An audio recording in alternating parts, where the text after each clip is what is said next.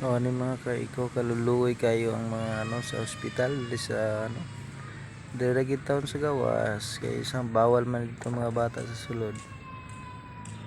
Ni mga kaiko dalagduyan diri sa gawas sa emergency. Are kay bata nga gamay. Napoy mga dago-dago nga bata, ganda-gandagan lang.